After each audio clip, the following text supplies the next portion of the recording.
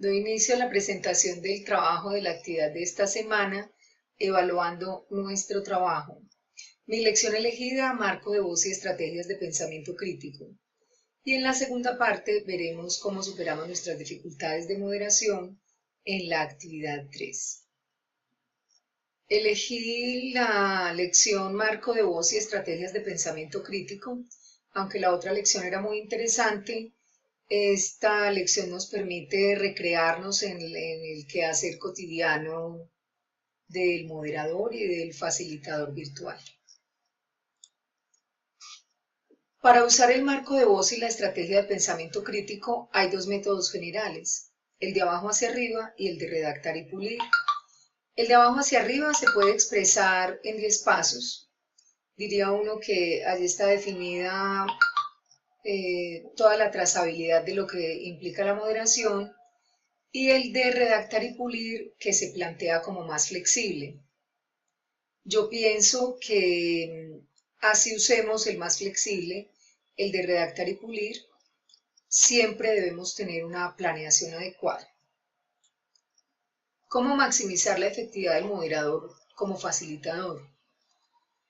Lo primero es permanecer al lado, ser un guía desde al lado, no ocupar la posición del centro.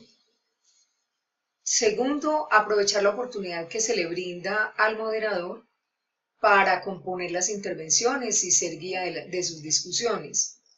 Para mí este punto es el más importante, el propósito y el valor agregado. Lo primero que tiene que tener el moderador virtual es la claridad, para obtener claridad en sus estudiantes y la efectividad que él desea. Porque si el moderador no tiene la claridad frente a lo que está haciendo, muy complicado que los estudiantes lleguen a tenerla. Eso le genera una disciplina para permanecer dentro del objetivo que se planteó y que le permite adicionalmente intervenir de acuerdo con ello, para obtener el cumplimiento de ese logro, ese objetivo más definido y profundo.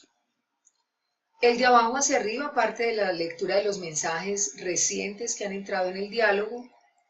El moderador determina el motivo de su intervención y formula el efecto que desea, y la intervención del moderador se define en 10 pasos.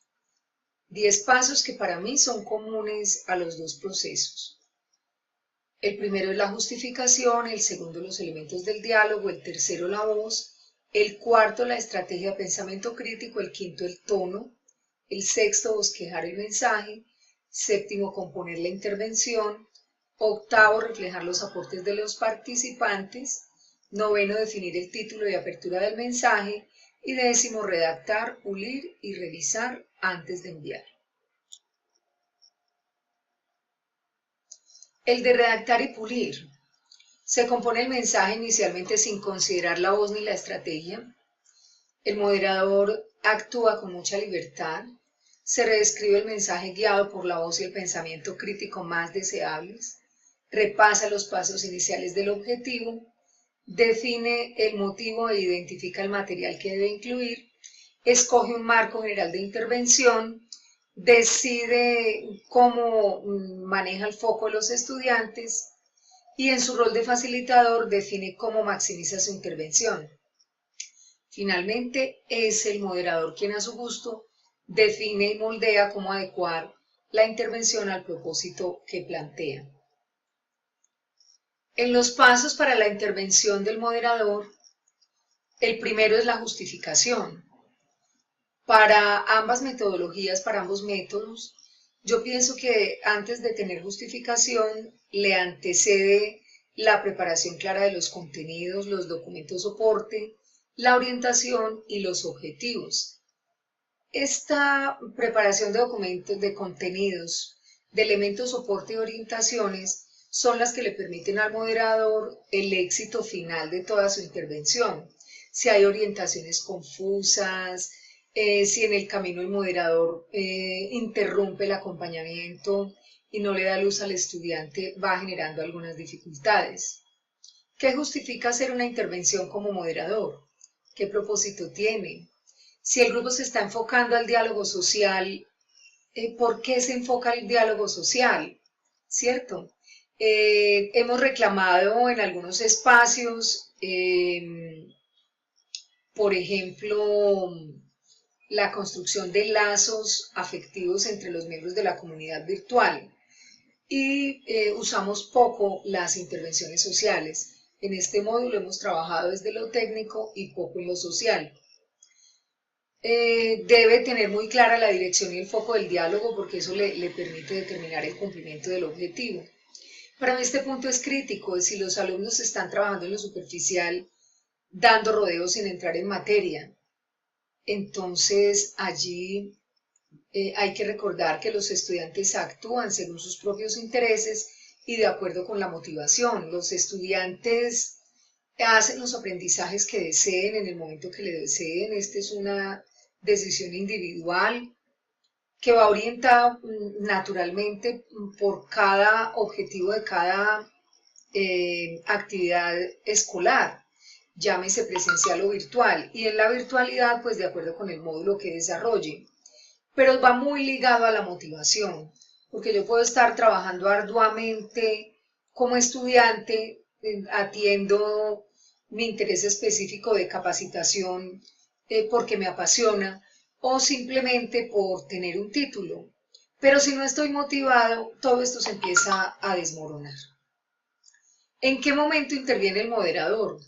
Yo pienso que el moderador debe intervenir en cualquier momento que considere oportuno, sobre todo cuando encuentra desmotivación en sus estudiantes, cuando encuentra que el hilo de discusión se perdió, cuando ve que hay poca participación. Usamos muy poco el mensajero interno del moderador y pienso que ese tipo de interlocución interna le permite reorientar el foco, reorientar la discusión, recuperar el hilo y lo más importante, permitir que los estudiantes continúen con el contenido académico preparado.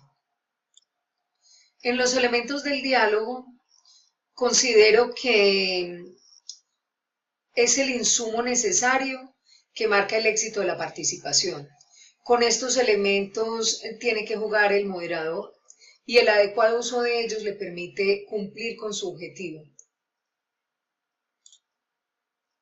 La voz, recordemos que en el documentos del módulo anterior, de la unidad anterior, vimos la voz y vimos la paleta de voces. Y lo que invita a la paleta es a la flexibilidad, de tal manera que la voz debe permitirle al moderador actuar de acuerdo con el desempeño del grupo, con el desempeño de los estudiantes individualmente, etc. Entonces, el moderador tiene que tener la capacidad de determinar en qué momento usa determinada voz, en qué momento cambia de voz, porque yo creo que esa flexibilidad permite ese tipo de movilidad. Y este es un elemento que para mí tiene una exigencia de seducción enorme, la estrategia de pensamiento crítico. ¿Cómo desarrollo yo en mis estudiantes las habilidades de pensamiento reflexivo? ¿Cómo permito a través de la virtualidad como moderador generar esa posibilidad tan importante de privilegiar un pensamiento que le permita a la gente atender esos requerimientos modernos, asumir el reto de las políticas públicas, de las exigencias de los objetivos de desarrollo sostenible, del avance de la tecnología, cómo lo alterno con la voz, cómo lo alterno con mi propia estrategia. Miren que aquí se concretan muchas de las cosas que hemos dicho, la flexibilidad, la pasión que yo le pongo a lo que hago, el esfuerzo que hago con mis estudiantes para que realmente como moderador le aporte a la vida significativamente de ese estudiante, que no sea simplemente leer, pasar inadvertido o simplemente hacer un trabajo para pasar un módulo o adquirir un título. Es enseñarle a reflexionar. Ese es el reto. En el tono usé el material que vimos también en la unidad pasada, y pues realmente tenemos que hacer esa misma inflexión que hicimos para, esa misma reflexión, no inflexión, que hicimos para la voz, de acuerdo con lo que necesitemos, ¿cierto? En la neutralidad, el moderador puede permanecer independiente. En la neutralidad, el moderador puede participar y orientar la conversación, el diálogo, mantener el hilo, pero a veces necesitamos cambiar también el tono. Pero en todo caso es muy importante esta anotación. Hay que tener en cuenta el uso de tonos positivos. El mensaje debe estar debidamente bosquejado. En alguna parte de nuestra participación dijimos que ese mensaje puede aniquilar a un estudiante, de tal manera que también deben ser absolutamente positivos.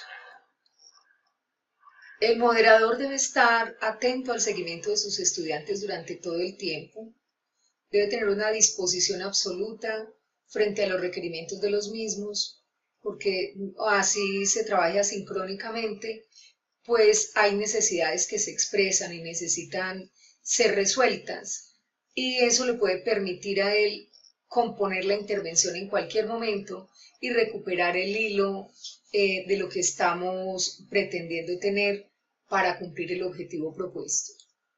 Considero que parte de la permanencia de los estudiantes tiene que ver con verse reflejados permanentemente dentro de la actividad. Cuando el estudiante se siente valorado, pues naturalmente tiene un incentivo más para su participación y puede atender claramente la reorientación que se le pueda sugerir. A través del título y de la apertura del mensaje, el estudiante puede encontrar un nuevo interés en el hilo de conversación que se está planteando por parte del moderador para cumplir con el propósito. En cualquiera de las formas que se use, debe siempre hacerse esta revisión, redactar, pulir y revisar antes de entrar. Es supremamente crítico un mensaje burlón, que por ejemplo le haga avergonzar a un estudiante por haber tenido determinada participación. Aquí debemos ser propositivos, positivos y muy respetuosos. Cabe esta pregunta: ¿le cabe a la responsabilidad al moderador por la desmotivación y deserción en la educación virtual? Yo pensaría que le cabe una gran responsabilidad. La parte 2, en que sugiere nuestro docente, dificultades en la actividad de la semana 3 y cómo se superaron, la verdad es que trabajar con este grupo fue maravilloso. Ya habíamos trabajado creativo, conectado. Para mí la dificultad que pude evidenciar fue el uso de la plataforma. Uno quisiera que todas las interacciones se hicieran verdaderamente por la plataforma, pero es imposible porque uno comparte muchos documentos para poder llegar a algunos acuerdos. Entonces, pues toca acudir a comunicaciones internas, y pues pienso que esa fue la dificultad absolutamente superada. Por lo demás, con mis compañeras, excelente, maravilloso trabajar con ellas. Pero en el diplomado, en general en los trabajos colaborativos, las dificultades que he podido apreciar se originan en las instrucciones para las actividades, cómo se dan. Esas instrucciones tienen que ser claras, sin confusiones, y la forma en que las entendemos, porque no todos entendemos igual. Eso se suma a la falta de experticia en el uso de tecnología y a las dificultades con la plataforma. Profe, gracias por su disposición. Y compañeros, muchísimas gracias por sus aportes. Se siente frustración cuando nos quitan la pestañita de una unidad y no alcanzamos a ver todo lo que nuestros compañeros hacen. Muchas gracias.